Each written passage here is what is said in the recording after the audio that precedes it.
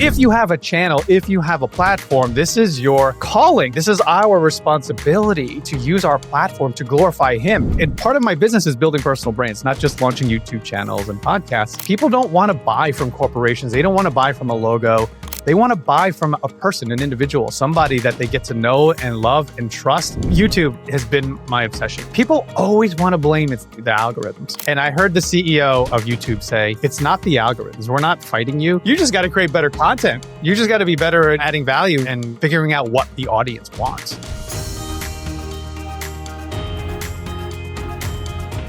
Hello, and welcome to the Liberty Spenders podcast. We are Kurt and Kristen Ludhart, your hosts, co-founders of the Prosper Group, an agency that's helped raise over $500 million and help elect over 100 members of Congress, 15 governors, 15 U.S. senators, and 1 president. So business owners, what if you could exponentially grow your business by tapping into a lucrative and engaged audience of 76.5 million people who are looking to buy from businesses and brands that align with their values? These Americans spend $5 trillion a year, and we call them Liberty Spenders. If you want to learn more, you can get access to our new best-selling book at libertyspenders.com/free. Joining us today is Erik Cabral. He's a faith-driven entrepreneur and a leading expert in brand development. He's trusted by Fortune 100 and Inc. 5000 companies to craft and amplify their core messages. His primary focus today is helping people level up on YouTube. I've never heard of that. YouTube. Is that a thing? We're on that thing. Erik has worked alongside industry giants like Shark Tank's Matt Higgins and Kevin Harrington, VaynerMedia, David Meltzer, and Hal Elrod, author of The Miracle Morning. Erik, that's some pretty impressive folks. Oh, yeah. Also never heard of those people. Yeah. Clearly not Hal Elrod because I got the name wrong. But that's really cool. Welcome, Erik. Yes, thank you so much. What an honor and a pleasure to be here, and so good to see you guys again. We're so pumped. You have so much knowledge to drop, and we are super excited to get into it. I think your business is fascinating, and as very, amateur podcasters who are new to this, you've been doing, podcast production, live streaming, all kinds of things. And so I'm excited for the audience to hear and learn from you today. Yeah, thanks for having me. I'm so excited. Yeah. So we want to dig into your book. Okay. So we've got it right here for those who are watching. Be Your Brand to Glorify God, which, what a great title. I know it's generating buzz amongst a lot of Christian entrepreneurs and others. And so we want to dig into it. Tell us about the core message and maybe more importantly, what inspired you to write it? Ooh, yeah. Thank you for asking, and thank you for the book's presence in the room. Oh, yeah. So excited. Yeah, we're excited. Yeah, this is a first for me. Typically people have it on the side or a digital copy, but it's really cool to see it live in person here. Hardback, baby. The book, you guys are good. So the inspiration for the book, honestly, it was 3+ years in the making. The book was originally called Be Your Brand. And it was all about basically my journey of how I went from a corporate job of 21 years to becoming an entrepreneur, building business and working with all the wonderful folks that you mentioned. But really, it was all about me. And it was like, let me see if I can, just break down how I did it. And I wrote the first chapter. I was really happy. And then I realized, I was like, I need to take a break from this. And I went back and read it almost a year later. That's how long I sat on it. And it was terrible. It was okay, the first chapter, but everything beyond was the worst. And I was like, what is wrong with this book? Oh, it's because it's just, there's no value. It's really just stories with really very little lessons, if not powerful lessons at all. So throughout those 3 years was my journey, for sure, of not just through my entrepreneur journey, in life, but my relationship with the Lord. And when He found me and said, basically, that book is mine and so is your business. And that's when I found you guys, because I was in that mindset of, all in on my faith and finding more faith-driven entrepreneurs. It started to crystallize like, oh my gosh, the book that I've been sitting on and I was inspired to write really was from Him. It just needed Him on the cover and all throughout the book. So now the book is called Be Your Brand to Glorify God. And it's really the challenge of us faith-driven entrepreneurs activating us, right? Number one, to take action in many different ways, evangelize, spread the gospel. But then also, if you have a channel, if you have a platform, this is your calling. Like, this is our responsibility to use our platform to glorify him. And the challenge was, and part of my business is building personal brands, not just launching YouTube channels and podcasts. But part of the challenge was building personal brands. And what's personal brands all about? Personal. It's the individual. It's the ego. It's pushing the narrative of like, you're the best. You've made all the money in the world. Now flaunt it and expose and and show us how you did it and how did you become famous. And that was like so anti what I wanted to do. I'm like, man, do I need to fold this part of the business? Like, what do I do here? And that's when I realized all of this kind of just gelled together in prayer, a lot of time with him, and just, what do I do with this? And it was like, oh, wait a minute. Who had the best brand of all time? Jesus Christ. And then that was when it hit me. Boom. And then the book just took off from there. Yeah. Wow. Boy, does that resonate with me. I love your transparency of just sharing that, because we can all fall into that trap, because we think in order to succeed, right, we need to build credibility. We need to build trust, which means we need to show our bona fides, like, show that we've, that we know a little bit of what we're talking about, and how quickly can that turn into something different, right? Where it's all about us and how wonderful we are, instead of, no, through my weakness, I am made strong through his strength, and through his blessings. And so that had to have been a journey. You said 3 years? Yeah, 3 years, growing business, getting all the accolades, the fame, the fortune that I was chasing was starting to come to fruition. But there was always something in my heart, Kristen, that was like, there's something wrong here. There's something that's a little bit off. And I'll never forget, I was stepping off of a stage, and I'm blessed to have these opportunities, and there were hundreds of people there. And typically, if anyone who has this experience stepping off of a stage is, there's a line after. If you do a good job, there's a line of people that want to speak to you. And I did the whole thing, and it was emotional and it's draining, and on them too, and reflecting on that opportunity in the moment, especially, a little tiny voice, and I'll imagine this little poof came on my shoulder and said, "You're the effing man." But the thing didn't say, effing. It wasn't the word fudge. Tell the story in my book. But I remember that feeling like, that doesn't feel right. Like, whatever's telling me that doesn't feel genuine. So I went home and I was praying, and that's, one of the times he spoke to me, and just through prayer, that give it all to him, and it's not about me. And that's when I started to really grasp like what a relationship is like with him, and what does it look like making him the CEO of my business, and just like giving him the will, because it's his will, it's his way.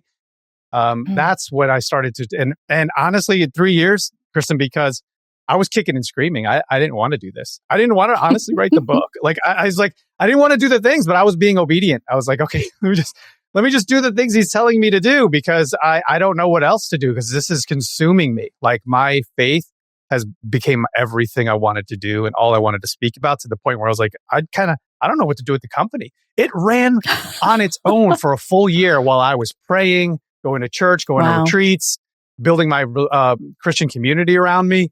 Like, that's when I was like, oh, wow, I'm so blessed. He ran the company while I have a wonderful COO, Kaylee, who was able to run the whole business.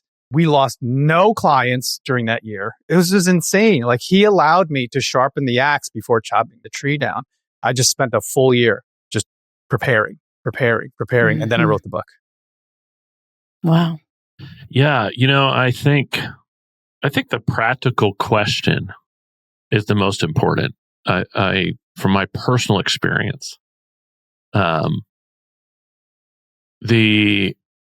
idea of glorifying God through your business or just in general, like we're here to glorify God, can become a thing you say, but then it's hard to practically connect it to, okay, what's that mean today? Right. So for me, it was kind of easy to fall into a trap that, well, glorifying God could mean that I'm giving him some leeway, a little bit here to tell me when I've gone out of bounds in my life. And which is, I think, I'm going to be honest and I'm not going to cheat people and I'm not going to steal or whatever. But then to go from that to say, well, you mentioned it, Jesus or can be your CEO. How do you see that difference? How do you, like, if you have a business owner who says, okay, this is true, but what does it really mean, right? Does it mean you don't make any decisions until you see the burning bush? What does it mean for you? To answer that quick question, one of the things that changed overnight, seemingly, was incorporating prayer into my life and then into my business. So it was a big piece of the transition and the evolution of how I did things personally, and then how it was accepted within my group. And thankfully, he sent a God-fearing, loving Christian into my life before I was a self-professed or practicing Christian at all. Kaylee came and was a big influence on that. So then when I said, "Hey, I'm ready. I want to incorporate prayer. How do you think this will be received on our team meetings?" She's like, "Let's do it. Let's try it." First, it was privately, just between me and God, and then eventually with her and with myself during meetings. And that slow cadence started to build, where now it's pretty obvious, not just to the team, but then also our clients. So I'll try to answer your question, Kurt, in terms of, I remember growing up and always seeing like my childhood heroes in sports, when they accepted that Heisman or when they accepted, whatever trophy they were getting. It was like, first and foremost, I want to give glory to God. And then they'd give, shout out to the mom, right? Shout out to my mother. And then I realized like that could, like you said, just be a saying that you're accustomed to doing. And it's just words, right? It's just rhythm and it's just habit. But for me, it truly means something. And he knows it means something when it's coming from the heart. Like, you're not just saying the words, but like everything, your fiber of your being is truly giving him glory and knowing that he is the reason that we've done all this. He is the reason we're doing all this. He is the reason that anything is happening for us and to us is because of him. So that's where I think, like, once we have that within us, that's the true, like, I give glory to God, not just the words, like you said, but it's in my heart. I could feel it in every moment of everything, good and bad, that's happening to me. I feel the Holy Spirit's presence. And I think I answered your question. Yeah, I think so. I mean, I think about personal branding in this context, right? And so it feels to me like the best practice for personal branding is, okay, show people your life of success and talk about the great things you've done. And, maybe if you've got one, have a good picture of your luxury vehicle and attract people to want that lifestyle. Yeah. I have this, you can have it too, right? Which in the context of glorifying God seems like the opposite, right? So, if as a personal branding expert who's wanting to point people to Jesus and not to himself, how does that affect how you think about branding yourself or your business or how all that works? Yeah. So in the book, I talk about a lot of different instances, whether it be Jesus or Paul or Joseph, examples of how a personal brand is there's examples of how we can do it and why we should do it. And I don't want to give away too much. It's a really short read. I highly recommend going to check it out. It'll take you an hour and a half to read it. That's why I designed it. I was inspired by your book. I read it on one night on my nightstand. And other than the data slowing things down for me, but because I'm not a data guy, but like I loved your book in that the inspiration for that was number one, was how digestible it was and inspiring. And then number two was like, oh, there is an audience for my book. Yeah. Yeah. So that was that was what inspired me to like, while I was going through the process of, do I write the book? And this is what I want to write about. You guys confirmed and validated. Yes, there's a ton of people that want that book. So thank you for inspiring and helping push it along. See, this is where the Lord works. Like he worked in you and then it's all connected, right? It's all connected. Yeah. It's awesome. Praise God. Yeah. Yeah. I praise the Lord. Absolutely. But I lost your question there. Yeah. Well, I mean, it's this, because I to your point, we'll direct people to read the book, and I love one that I can sit and digest. It's really this thought of how do we, when we're doing a personal brand, which feels a little braggy, right? Yes. Or almost necessarily braggy.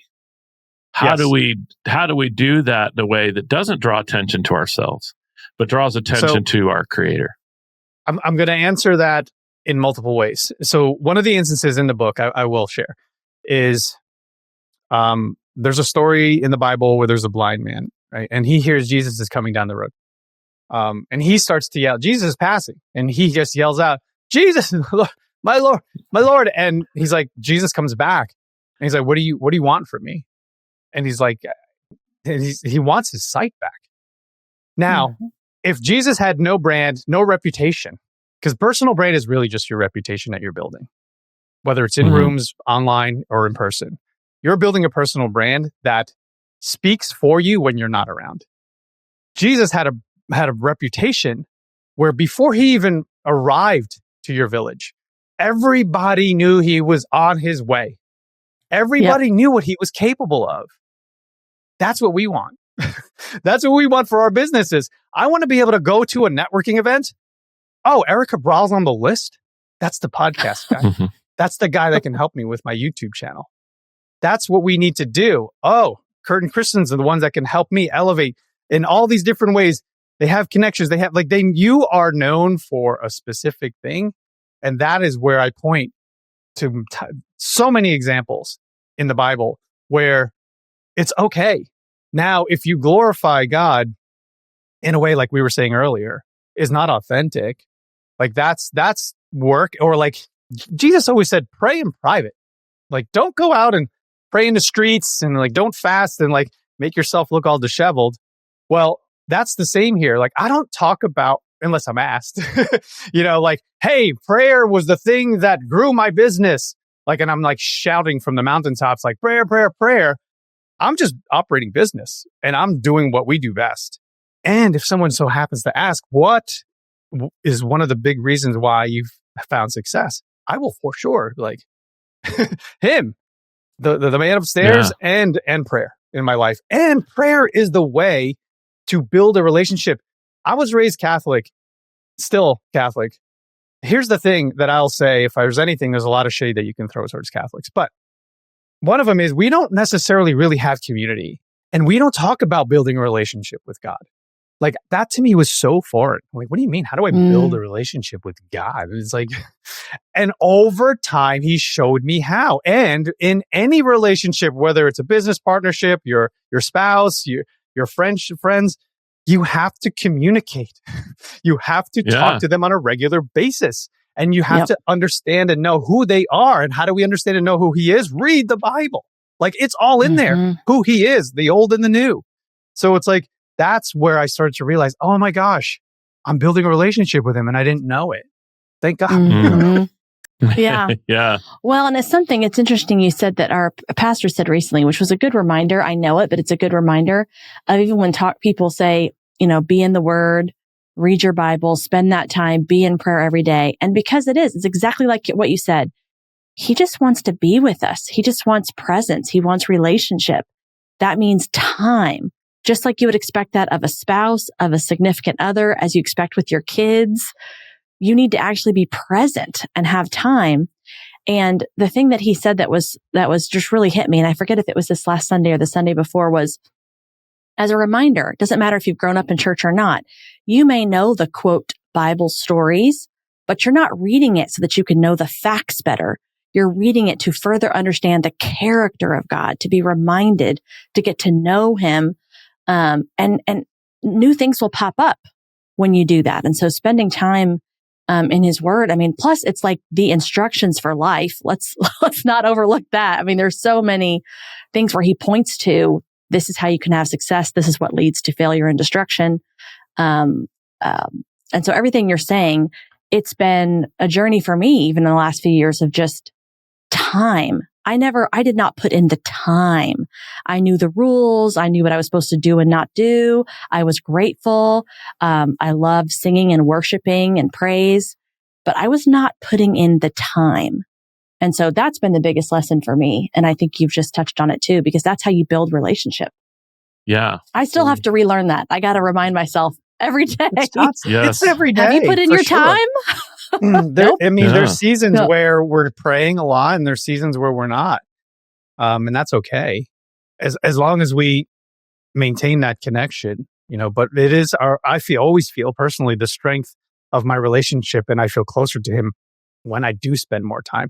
But definitely there are times where I forget, and I'm not consistent. And I do appreciate apps, like I use the Hollow app, and they're like, they gamify it. They're like, you're on a 20-day streak. And I'm like, oh, yeah. Yeah. I'm like, although I'm not doing this for the game, I'm doing this because I need it. I'll take that dopamine hit, right? Like I need a little reward centers being triggered. Yeah. Yeah. I know what you mean. I have a new prayer app that I do with my kids, and they have that same thing of like the streak, Yeah. So I can relate. Yeah. So I have to ask, I thought this was interesting, because you've worked with some big names like Shark Tank's Kevin Harrington. So we're going to do a little thought exercise. All right. So you got to pretend you're pitching your book. Oh my gosh. Or your company. Be your brand to glorify God, but you're pitching it on Shark Tank. Okay. Which shark of all the sharks are you most excited to impress? What would be the attention getting thing you do to get them to, buy into your book or buy into your business?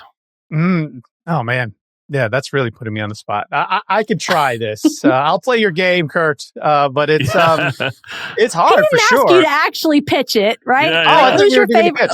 No. Well, which shark would you want to get their attention? Do you have like one that you'd feel more, And then what would be your? Which one would you be like, if I could do business with? Yeah. For sure. I don't like any of the sharks. The shark that the one that I would want to work with is no longer a shark. He was the original before Mark Cuban came on. Kevin Harrington. So he's been on my show. I've had conversations with him. He's a great dude. And I would probably want to work with him for sure. He already works with a buddy of mine. Has grown and partnered with him as well. But yeah, Kevin Harrington is a nice guy. Building legacy for sure. But yeah, I'm not a big fan of the sharks, honestly. Matt Higgins too is the guy that we worked with. Matt was a guest shark. But he's a great guy. So he doesn't have all of the trappings of those sharks and being picky. I'm not a huge fan of that show, to be honest. All right, moving right along. Yeah. Well, you'd like to impress Kevin Harrington, but so now you're saying, Kevin, here's what's interesting that you should pay attention to here. Hey, business owners, did you know there's 76.5 million faith-based and conservative consumers that are looking to support brands that align with their values? That's a $5 trillion opportunity, and if you're not tapping into it, you're leaving money on the table. Our new book, Liberty Spenders, is your ultimate guide to reaching this influential audience using conviction-driven marketing. That's right. We break down real-world strategies that successful brands are using right now to connect with this audience authentically, build trust, and drive long-term business growth. So if you're truly serious about standing out in today's crowded market, grab your copy today on Amazon or visit libertyspenders.com. And don't miss out on this revolutionary strategy called conviction-driven marketing. Yeah, I mean, what's interesting is, and I don't know what Karen Harrington's religious beliefs, but I do feel that in this time and age, in our not just country but in the world, there's a need and there's a movement. Mm-hmm. So there's a desire and there's a product. There's a market for this, right? There are people who are starving for answers. Mm-hmm. And it's proven because the statistics on Google and YouTube is like, I think on the number one search is like purpose. Mm-hmm. Purpose. And why is that? Because the enemy and the world as a whole and secular society has drawn so much attention and so much emotion and passion away from him to build other stuff, to build worldly stuff, distractions, clicks. It's getting worse, honestly. And I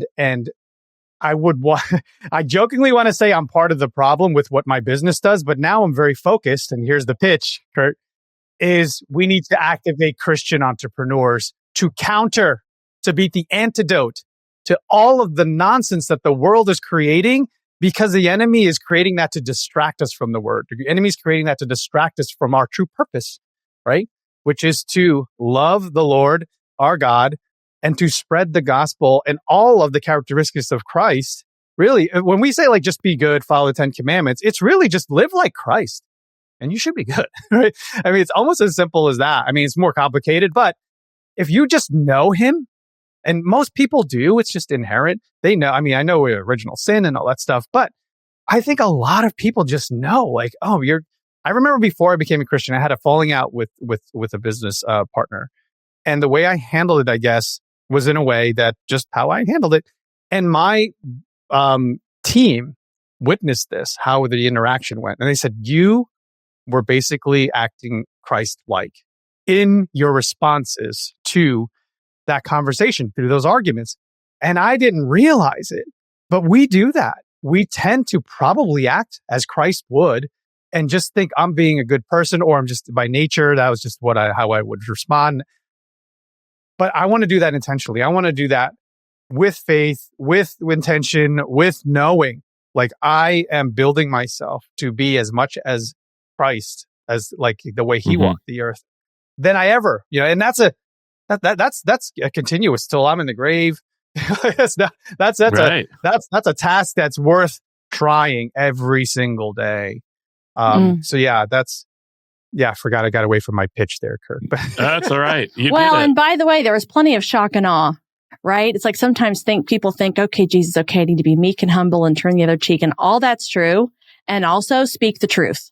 Mm-hmm. Speak the truth in love, but speak the truth. There is plenty of, pointing out the differences of the hollowness and the emptiness of going down a certain path versus the fulfillment and joy and peace you can have when you live your life differently. Yeah. So mine is Barbara Corcoran.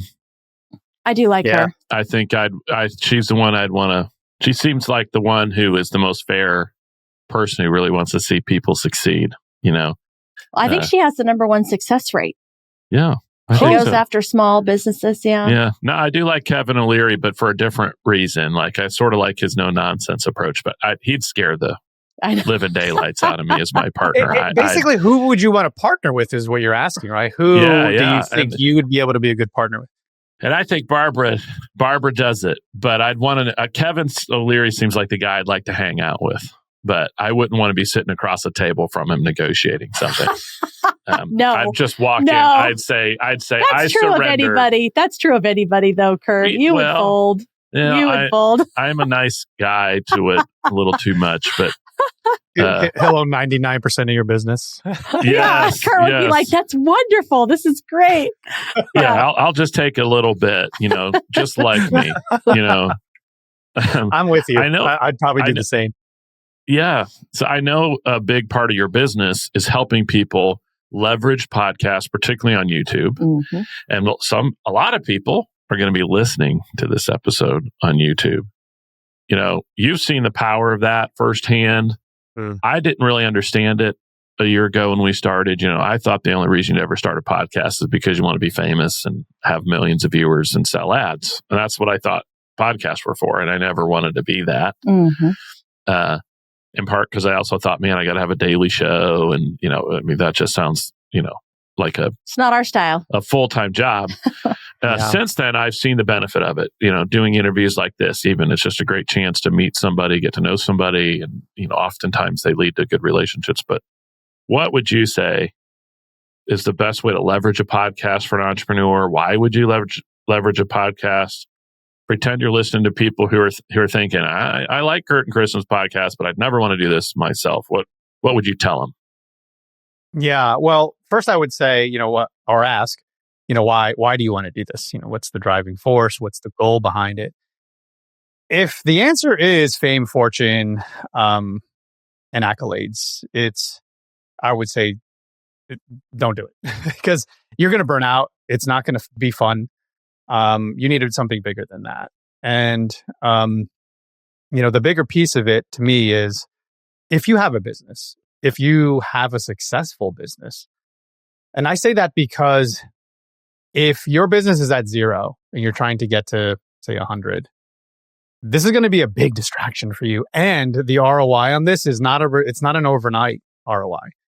This is an investment that you need to put 12, 18, 24 months into to see no fruit. Because what's happening is you're planting, first off, you're going to the store, you're buying the packets of seeds. Understand, I'm buying tomatoes and I'm buying celery and I'm buying certain food that I know my community needs. All right. So don't just willy-nilly grab a bunch of random seeds and throw it into the soil and then hope and pray for the best. Because then it's going to start growing. I'm like, oh, wait a minute. Why am I growing this? Nobody wants cucumbers or nobody wants this, like fig, whatever it is. You have to ensure that when you're planting and you're planning, that you are building something that people want because your business is the answer and solution for that. That makes sense. So when I say your business has to be or should be somewhat successful, because then you can start taking investments from your business and put this into your marketing budget. And the marketing budget now helps you to create, this is marketing and sales. What you're doing on a podcast, whether it's audio, I highly recommend you are doing video and you are on YouTube. That is the best platform by far. Spotify is trying to do some video as well. But YouTube, I haven't been on Rumble yet, but I'm starting to recognize that, the whole cancel, red flagging thing, all that's getting annoying on YouTube for us. So now I'm like, okay, might be time to start moving to Rumble. But I would say at least with YouTube, grow your following there first. Know the silly rules. You can't say certain words and you will be shadow banned for sure. But build the platform so that you can connect with people because people don't want to buy from corporations. They don't want to buy from a logo. They want to buy from a person, an individual, somebody that they get to know and love and trust. And the best way to do that is show your face. Let them hear your voice, your hand gestures, all the things that let them and allow and help them to understand and get to know you. It's just like old school. Let's go. And this is all for the for the boomers like me. I'm really a Gen Xer, but remember Must See TV with Seinfeld and Friends. That was like, those were events that we had to tune into because those were literally our friends. Like if not, we would crowd with our friends in the living room and watch, Ross and Rachel, build their relationship. So it was like, that was what they were doing. And that's how network television understood the formula. We are just adopting that formula to us here. We're creating a must-see entertainment vehicle for us and our channel and our products and services to say, hey, come in. I drop an episode every Thursday. Join me. And they're thinking the same thing. Like, oh, Kurt and Kristen, those are my friends. I love those guys. Because I'm value aligned with them. You guys mentioned that in your book. It's the same exact thing. We want to do that. We want to find our tribe. And how do we find our tribe? You got to be on YouTube. You got to be creating content on a consistent basis. If NBC put out an episode of Friends and then 3 weeks later an episode and then 2 weeks later and then a month later, the inconsistency would never build a relationship of trust and that show would have failed. That's the same with us. We have to be consistent. That's the hardest thing. And how do you be consistent? You got to have teams. If you're a solopreneur, that's why I say you got to have a successful business. It's hard to do it on your own. Really hard. You can do it. It's not sustainable though. Yeah. So if you were walking a business through this, or someone who's interested in creating that brand, what do you think is the foundational step that they need to consider and get right before they do this? Or I'll give you another option of how you could answer is, what do you think is the biggest mistake people make when they're trying to do it? Like they're missing something that you think is so critical to get right early on. Yeah. So the mission and the purpose behind why they're doing the show, like what's the goal? Mm-hmm. If it is to make money for your business, is your business rooted and grounded in a foundation, of faith, of love? That's like, if it's all just money, typically I've seen this, and I've worked with successful business owners where there was no talk about, faith and a higher purpose. And eventually it does go away. Eventually it does fade. Because I truly feel that's the fuel in the engine for me personally, and for the people that I like to work with. Mm-hmm. But you can do it, for sure, if you have enough resources that you can just pour into it, and then that just becomes an engine in and of itself, and then you're creating the content and posting. But the most successful ones, I feel, aren't worried about the numbers. They're not obsessing about the data behind, how many views, how many downloads, how many likes, how many. I used to say a phrase. I forgot what it was. Oh, like hearts and farts. It's like, it doesn't matter. Right. We don't, because these just go, right. They just fade into the. I'm going to let go of this analogy, but like it doesn't matter, because if you have a business like we do, like you guys do, all I need is one. Like, give me one lead that DMs me and says, "Hey, I loved your channel. I love this. Can we do work together?" That's 30 to 40K a year. One client. I don't need tens of thousands of millions of people following me on YouTube or social media. I just need 100. I'm good, right? I need 500. Like, that's it. So think about your business that way too. It's like, how many do you truly need? It's not about the numbers. It's about the conversion and the leads to converting to you, and eventually signing on, being a part of your community, being a client, whatever it is. I'm sure will be worth it in the end, because the production of the show isn't all that much compared to a particular product or service that people may have. Yeah. You've built a thriving podcast called The Entrepreneur Circle. So tell me something. How long you been doing it first? How long have you had that? So since 2018. Yeah. Okay. So we're now, does that mean, I'm going to embarrass myself here. That's 7 years, right?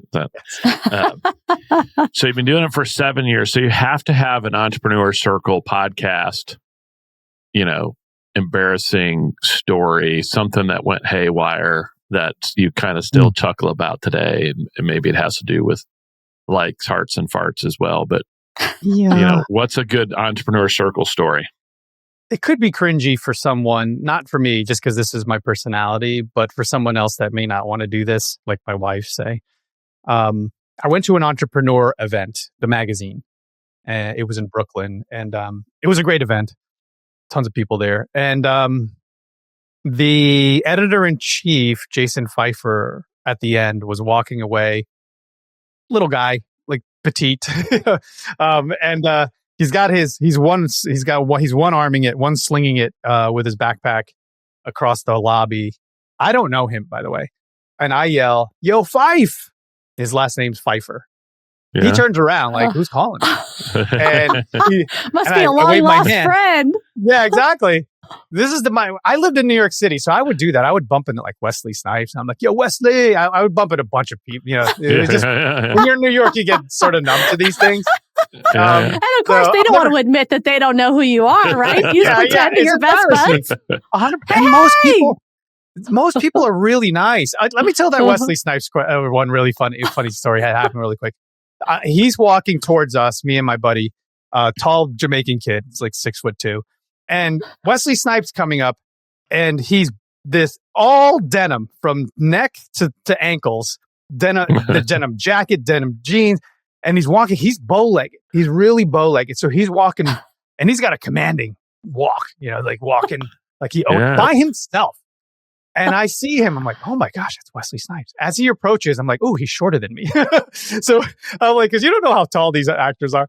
He's walking towards me, and I go, yo, Wes. And I put my hand out, and we do the bro hug. He brings it in, and we hit chest to chest, and just keep walking. He just keeps walking. I keep walking. My Jamaican buddy, Sion, after about 30 seconds, go, who was that? I go, that was Wesley. I go, that's Wesley Snipes. He goes, I thought that was your buddy. Yeah. That's fantastic. So anyway, I don't really tell that story on podcasts, so thank you. So Fife, same thing. He walks over. I said, hey, you were great on stage. I'd love to have you on my podcast. By the way, I didn't really technically have one. I did. I was probably only 8 to 12 episodes in. And he goes, oh, okay, maybe. He goes, what's the name of it? And I said, Entrepreneur Circle. He tilts his head over like a dog that's trying to understand you. And he goes, oh, interesting. I took that as a sign. It's like, I better go home and trademark Entrepreneur Circle because the editor-in-chief of Entrepreneur just gave me right. That's a good so name. I was like, So I did that. That's a different story. It actually protected me because they did start going after people much later. But anyway, he told me as we got on a podcast episode that he wasn't going to do the show. This is after. He didn't say it on the show, but after he said, I wasn't going to do your show until I saw my friend Randy Zuckerberg as a guest on your show. She was like number 8 or 9 before him. And he goes, and I know Randy.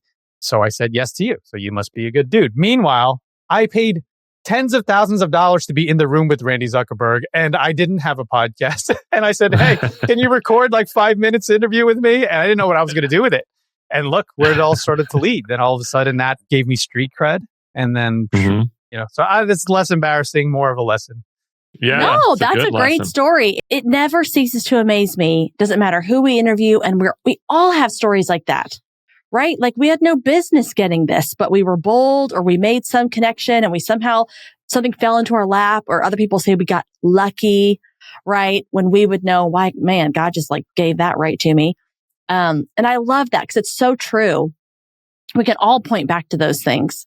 And I love hearing that because, I don't know, it's not always us willing things, although it did. You had to be bold and make the ask and be silly and memorable and, hey, long time buddy. Oh my gosh. The luck thing really quickly. Sorry, Kurt, is my mom is always like chalks everything to luck. She likes going to the casinos.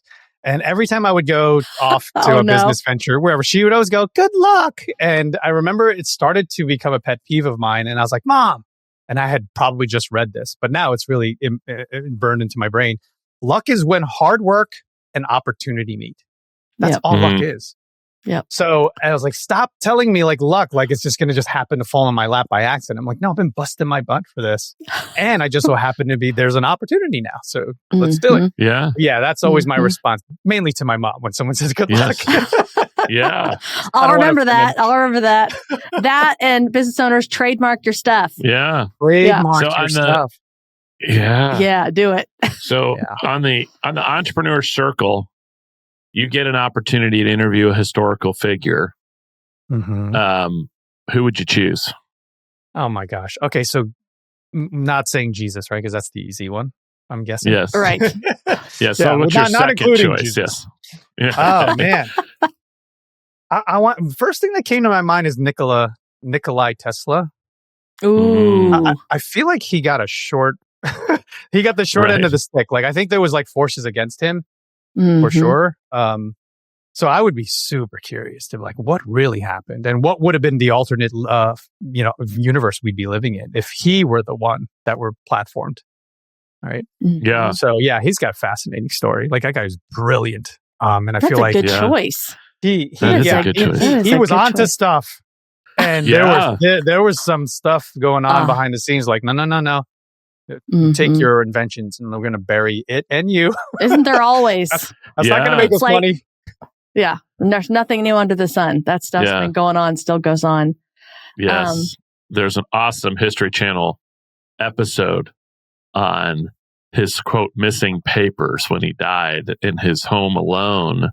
They were supposed to apparently had written a letter about like certain number of boxes of materials that he had packaged up, and when it was actually, taken, there were less boxes. So, the FBI had been in there. And so maybe the CIA or the deep state or somebody knows they've got his death ray, Yeah, they've so got Erik, it all. you've met your match here. You've met your match, right? You guys will talk about this, and you'll. I think Kurt and I need a conspiracy podcast where we can go down these rabbit holes.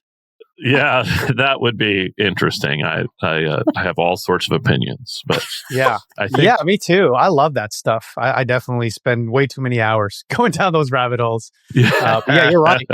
You're absolutely right. Yeah, they went in. They just took everything, and who knows who patented or who created it. Much later. Yeah, we it's probably now in our weather weapons, where we can create. Oh, for heaven's sake! Events. There you go. Kurt and I need to talk. Kristen's like, yeah, stop it, guys. Yes. It's not that I don't like some of this stuff. I'm like, yeah, it could be. I just choose to not fill my brain with those things because it just doesn't serve. Yes, the truth is out there. And the truth is out there. Well, I think this is a good transition into our lightning round.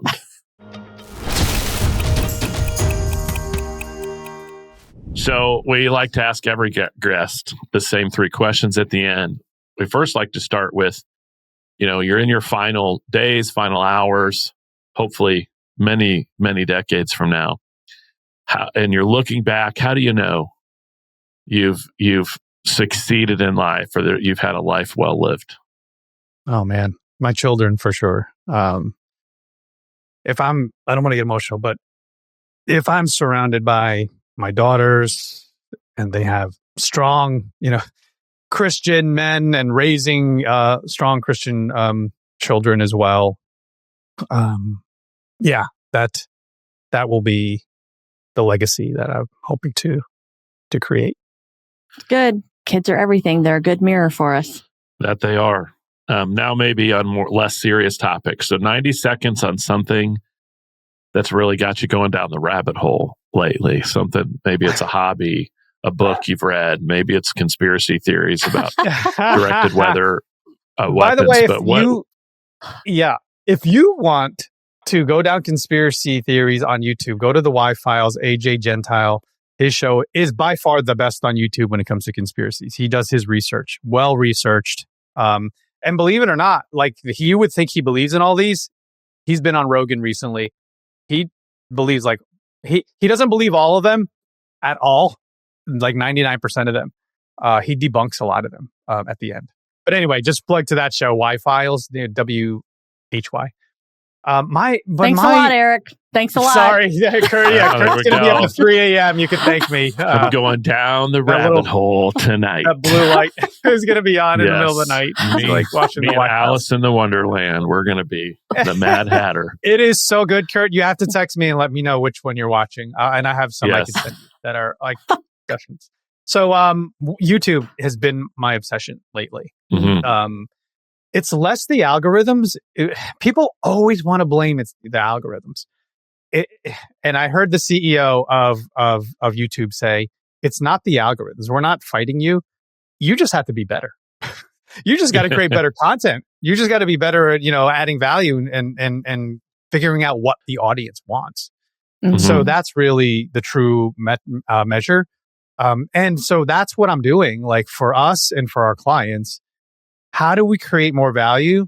How do we create more hooks? Like, so the episode is fun and valuable, but how do we explain that in a thumbnail? Like, how do we explain that in titles? How do we do all of that in the most succinct, truncated way through 2 words on the thumbnail or just images, right? Mr. Beast was the one to unlock really the true formula of how to grab attention on YouTube. So we're just kind of all following the model. And that's where I've been really like trying to understand the science behind human behavior and clicks and why they want to watch and why they want to stay. There's formulas for sure out there. And that's stuff that we teach our clients. And I'm learning as we go because it's always changing and it's always evolving. The audience is evolving. So, yeah. Yeah. Well, with the final question here, this is a chance for some gratuitous marketing. So somebody hasn't listened to anything on the show except for this 90 seconds. Yeah. Who should find you? Why should they find you? What do you do for them? Yeah. So anyone we work with, my wife asked me this almost like every other day. She's like, so wait a minute, you only interview Christian entrepreneurs on your show? I'm like, no, I'll interview anybody. I'm like, but I would like to have conversations with Christian entrepreneurs, but it doesn't have to be. But same thing with our clients. You know, I want to bring in anyone who we can help that has a larger purpose than just making money and, you know, patting themselves on the back. But the first step that I do love to take with them, it's part of our framework, is you have to understand who you are. Like what's your system of beliefs? You know, what's your core values? And a lot of people don't know that. Like maybe they did it for their companies, but they never did it for themselves. So a lot of our successful entrepreneur clients, I do that with them. And we go deep. We go down that rabbit hole of understanding who they are, where they come from, and what they truly believe in. And that's the first step. Second step, I'll give some of it away, is really identifying who you serve. So like, who are the people that you can help the most, and identifying what they want and need and how they perceive you. And then ultimately, if they know your mission and your purpose, then they all want to do business with you. And we all want to do business together because we have the same like-minded goals, as stated in your book as well. But so the thing that I want to give to your audience is if they go to beyourbrandnow.com, so name of the book, but NOW at the end, there is a core values download, an exercise that's based on our framework to get them to understand who they are. So once they download that and they realize, oh, this is a value and this is helpful, but that's just the first step. But yeah, just reach out, beyourbrandnow.com, and hopefully that exercise, the core values, know your roots is what it's called, the download. That's exciting. That's amazing. Thank you. Everybody check that out. Yeah, we'll post it in the show notes, folks. And, I'm really excited, Erik, that you came and joined us. To get in touch with Erik, go to beyourbrandnow.com. Get that free download. Check out his podcast, and you can see the stuff that he's doing on YouTube. And I will also just say, having chatted with Erik before, he is just such a genuine guy. And so I've been looking forward to having you on. And he's just a real connector and a giver. And so I hope people get a chance to work with him and take advantage of his expertise. He has a lot of value to add. So thanks for dropping some wisdom, some knowledge, sharing your story. It's a beautiful one, Erik, and be encouraged and keep going. I'm excited to see what God has in store for you. Thank you so much, Kristen. Kurt, appreciate it. Thank you for having me. Thanks, everybody. And for those of you listening, thank you so much for your time. We know how valuable it is. If you found value in today's episode, don't forget to like and subscribe so you don't miss anything in the future. And we also love a review and a shout out. So thanks for tuning in. We also invite you to join the Liberty Partnership community at libertyspenders.com. And again, you can get access to our book, libertyspenders.com/free. Until next time.